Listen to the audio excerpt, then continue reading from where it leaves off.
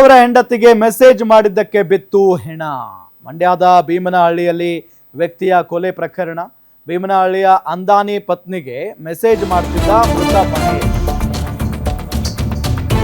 ಬೇರೆಯವರ ಹೆಂಡತಿಗೆ ಮೆಸೇಜ್ ಮಾಡಿದ್ದಕ್ಕೆ ಸಾಯಿಸಿಬಿಟ್ಟಿದ್ದಾರೆ. ಮಂಡ್ಯದ ಭೀಮನಹಳ್ಳಿಯಲ್ಲಿ ವ್ಯಕ್ತಿಯ ಕೊಲೆ ಆಗಿದೆ.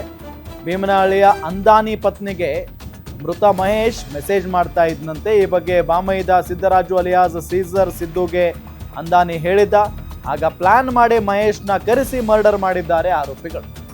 ಕೊಲೆ ನಡೆದ 2 ದಿನಕ್ಕೆ ಆರೋಪಿಗಳನ್ನ ಅರೆಸ್ಟ್ ಮಾಡಲಾಗಿದೆ. ಕೊಲೆ ಮಾಡಿ ಮೃತದೇಹ ಸಾಗಿಸುವಾಗ ಆರೋಪಿಗಳು ಲಾಕ್ ಆಗಿರೋದು.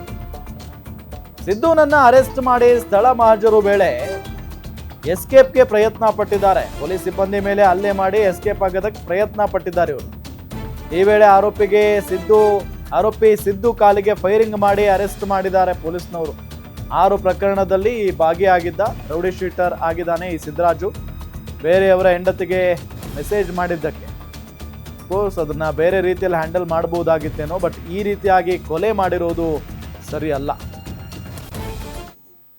17/6/2026 ರತ್ನಮ್ಮ ಅವರು ಬಂದು ಒಂದು ಕಂಪ್ಲೇಂಟ್ ಕೊಟ್ಟಿರ್ತಾರೆ. ಇದರಲ್ಲಿ ಅವರ ಬ್ರದರ್ ಮಹೇಶ್ ಅನ್ನೋರನ್ನ ರಾಜೇಶ್ ಅನ್ನೋರು ಫೋನ್ ಮಾಡಿ ಕರೆ ಮಾಡಿ ಅವ್ರನ್ನ ಮರ್ಡರ್ ಮಾಡಿರ್ತಾರೆ ಅಂತ ಹೇಳಿ ಒಂದು ಕಂಪ್ಲೇಂಟ್ ಕೊಟ್ಟಿರ್ತಾರೆ. ಇದಕ್ಕೆ ಸಂಬಂಧಪಟ್ಟಂತೆ ಕ್ರೈಮ್ ನಂಬರ್ 114/26 ಪ್ರಕರಣವನ್ನು ದಾಖಲು ಮಾಡಲಾಗಿರ್ತದೆ.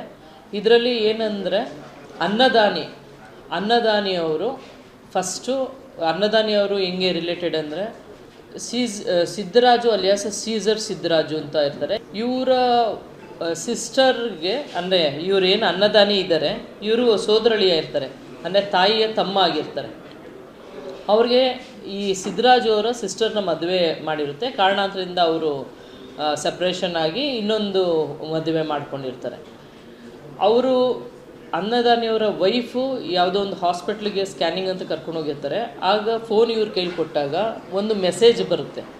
ಆ ಮೆಸೇಜ್ ಯಾರ್ದು ಅಂತ ನೋಡಿದಾಗ ಮಹೇಶ್ ಅವರು ಮೆಸೇಜ್ ಕಳಿಸಿರ್ತಾರೆ ಮತ್ತು ಕೆಟ್ಟದಾಗಿ ಮೆಸೇಜ್ ಮಾಡಿರ್ತಾರೆ ಅಂತ ಅವರು ಗಮನಿಸ್ತಾರೆ ಅನ್ನದಾನಿಯವರು. ಇದನ್ನು ಅವರು ಸಿದ್ದರಾಜು ಅಲಿಯಾಸ್ ಸೀಸರ್ ಸಿದ್ದರಾಜು ಅವರಿಗೆ ಅದನ್ನು ಹೇಳ್ಕೊಳ್ತಾರೆ, ಈ ಥರ ಆಗಿದೆ ಅಂತೇಳಿ.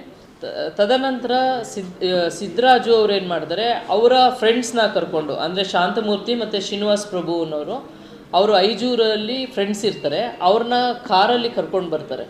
ಕರ್ಕೊಂಡು ಬಂದುಬಿಟ್ಟು ಈ ಯಾರು